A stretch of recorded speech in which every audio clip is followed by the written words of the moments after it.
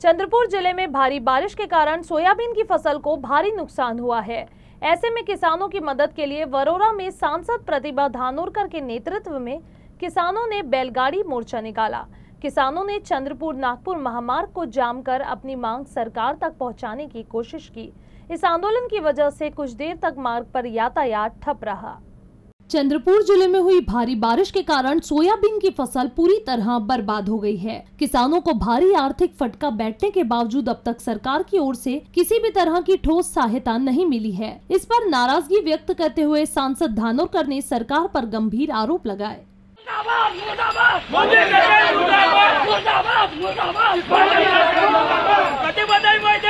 किसान का सम्मान में मैदान में शेतकऱ्याची सरसकट कर्जमाफी झालीच पाहिजे। आवाज दो।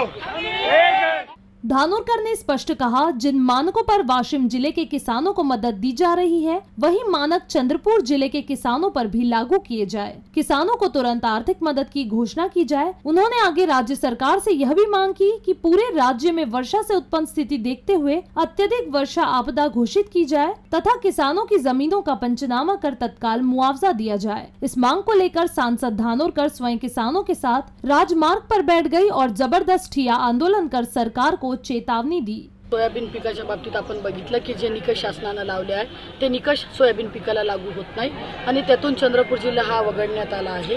म्हणून किती शासनाची इच्छा जरी असली ना काही असलं तरी सोयाबीन पिकाला मदत ही शासन देऊ शकत नाही।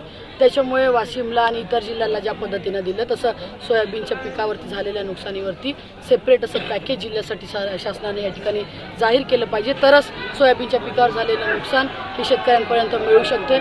त्यातल्या त्यात कर्जमाफीचा विषय फडणवीस सरकार या महाराष्ट्रात येण्याच्या आधी त्यांनी जाहीरनाम्यात रीतसर जाहीर केलं होतं की जसं सरकार आमचं बसेल, सत्ता आमची येईल, शेतकऱ्यांसाठी सरसकट कर्जमाफी आम्ही करू। पण आज 9-10 महिन्याचा कार्यकाल लोटला, त्या दिलेल्या आश्वासनाची जाणीव अजूनपर्यंत फडणवीस सरकारला झाली नाही।